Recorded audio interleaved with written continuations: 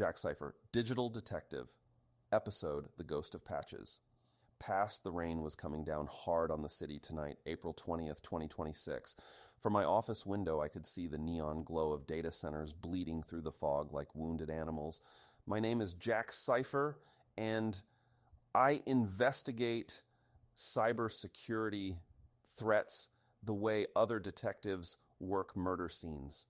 Tonight's case files were thick with ghosts, old vulnerabilities that refuse to stay buried, the kind of digital corpses that keep walking around, infecting networks years after they should have been put to rest. My informants were whispering the same numbers, EPSS scores hovering around 94 to 95%. That meant these particular criminals were almost guaranteed to strike again.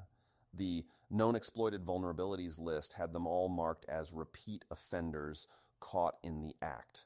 The first file on my desk belonged to a break-in artist from 2023, CVE-2023-23752, they called it. CVSS score of 5.3, medium severity, but don't let that fool you. This particular perp had been targeting Joomla websites, one of the most popular content management systems on the web. Millions of sites run on Joomla. Everything from small business storefronts to major corporate portals.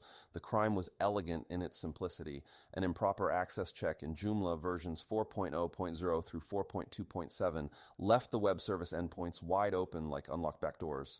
No authentication required. Attackers could waltz right in and access sensitive configuration data, database credentials, user information, the whole 9 yards. I'd seen this play out in the field, reconnaissance teams using this vulnerability to map out entire network infrastructures before launching larger attacks. The smart money said patch to version 4.2.8 or later and audit any Joomla installations for unauthorized access. With that 95% EPSS score, this ghost wasn't done haunting, but that wasn't the only body on the slab tonight. The next case made my blood run cold. A murder from way back in 2017 that was still claiming victims. CVE-2017-1000353. Critical severity CVSS 9.8. This one had Jenkins written all over it. Jenkins is the backbone of modern software development, an automation server that millions of developers rely on to build, test, and deploy their applications. It's running in practically every tech company worth its salt, from Silicon Valley startups to Fortune 500 enterprises. But versions 2.5.6 and earlier, including 2.4.6.1 LTS, had a fatal flaw. Unauthenticated remote code execution. No credentials needed. No social engineering required. Just point, click, and own the entire development pipeline.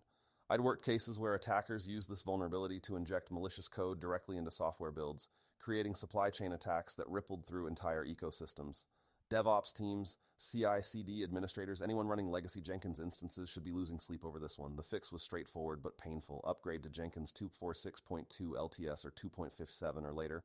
But with a 94% EPSS score and Kev status, this killer was still very much active in the wild. The night was far from over. The third file contained another ghost from the same era, another Jenkins vulnerability with the exact same CVE number affecting Oracle's communications Cloud Native Core Automated Test Suite. Same critical CVSS score, same devastating remote code execution capability. Different product, same lethal DNA. Enterprise telecommunications companies and cloud service providers using Oracle's testing infrastructure were sitting ducks. The attackers knew it, my informants knew it, and now you know it too. I barely had time to light another cigarette when the final case landed on my desk. CVE-2018-1000353, they called it Drupalgeddon 2 on the streets. Critical severity, CVSS 9.8, and that familiar 94% EPSS score that meant trouble with a capital T. This one hit Drupal, another content management giant powering millions of websites worldwide.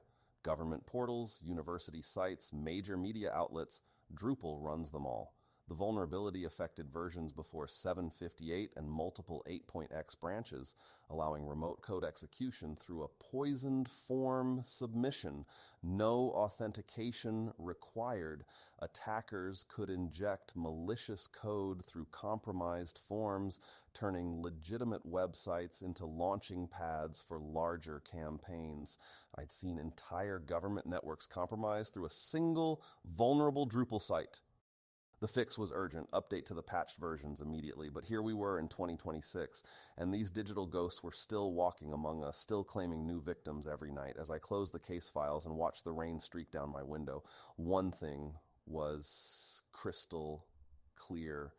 The past never really dies in cyberspace. It just waits in the shadows, ready to strike again, until organizations learn to bury their vulnerabilities properly. I'll keep working these cases. The name's Jack Cipher.